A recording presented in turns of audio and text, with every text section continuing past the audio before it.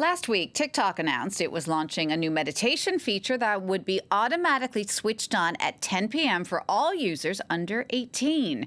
TikTok is currently facing several lawsuits accusing it of harming children's mental health with addictive features and dangerous content. Backlash is also growing from both mental health advocates and politicians. Well, joining me now to talk about the growing global concern over the psychological effects of TikTok on children and teens is our digital parenting expert, Dr. Elizabeth Milovidov. Elizabeth, always great to have you on the show. Thank you, Jeannie. Always great to share. All right, let's start with the big question. TikTok has been around for years now. Why are we only seeing this huge surge of concern, including investigations in the U.S., new guidelines in the U.K., and even an inquiry here in France? Why are we seeing this all happening now? Yeah, well, just as you said, TikTok has been around. The concerns are not new, but what has changed is the scale, right? So also the research and, quite frankly, the political momentum that is behind all this.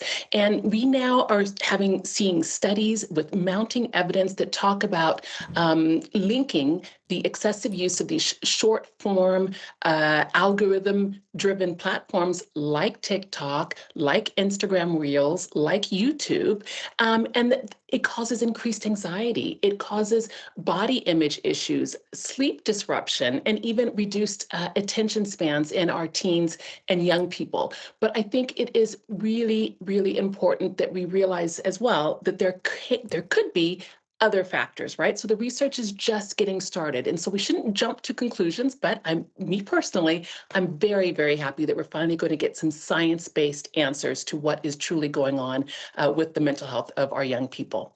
Well, talk to us a bit more about this global concern. I mean, what countries are saying what?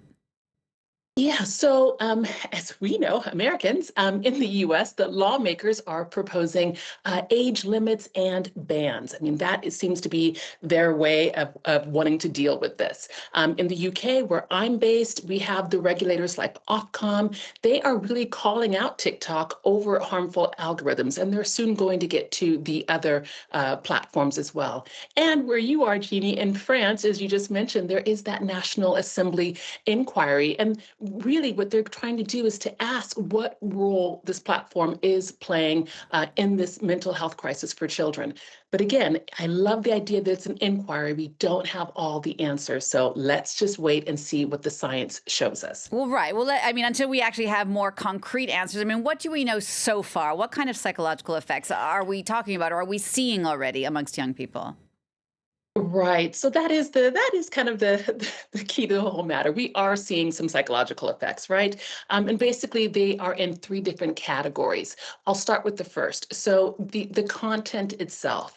If you're looking at the content, you can see that there are trends that glamorize risky behaviors, that promote unrealistic beauty standards, or that even can subtly nudge children towards unfavorable and harmful activities.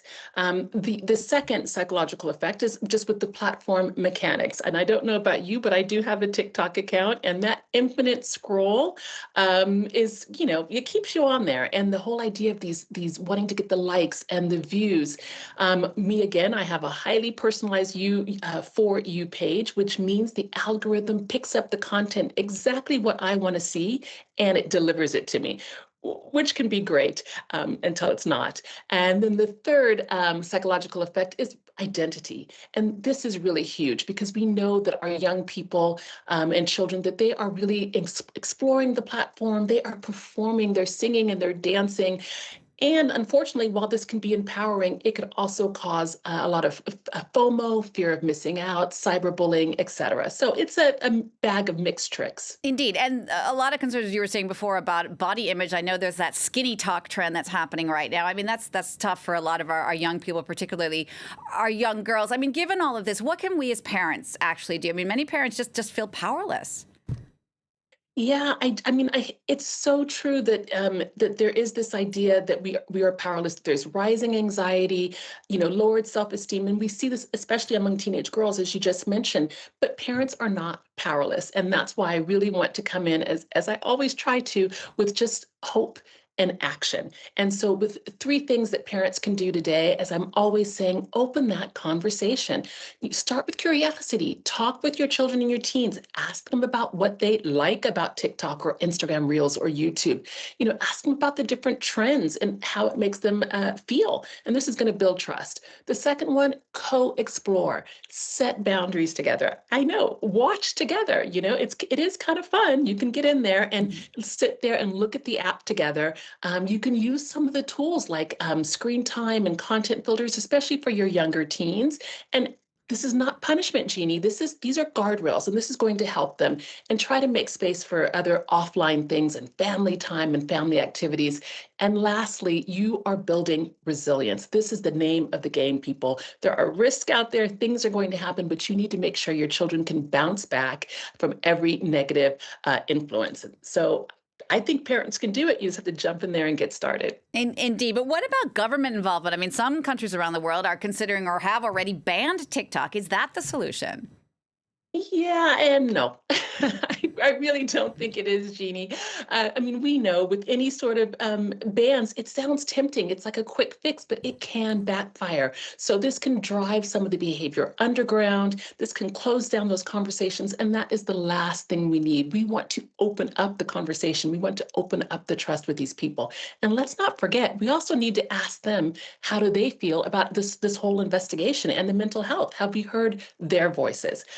Lastly, I would say the better path, empower those parents, get some corporate accountability, let's get some regulations that are transparent, and then we're going to have some really resilient digital citizens that can thrive. All right. And it always helps to know you're leading the charge, Elizabeth Milovidov. Thank you, as always, for your expertise. That is our digital parenting expert, Dr. Milovidov. You can always check out more information on what she's doing on her website and her Facebook page. And don't forget, if you want to get a closer look at what we were just talking about or at any of the Entre News segments, you can always check it out on the France 24 webpage. That is France24.com.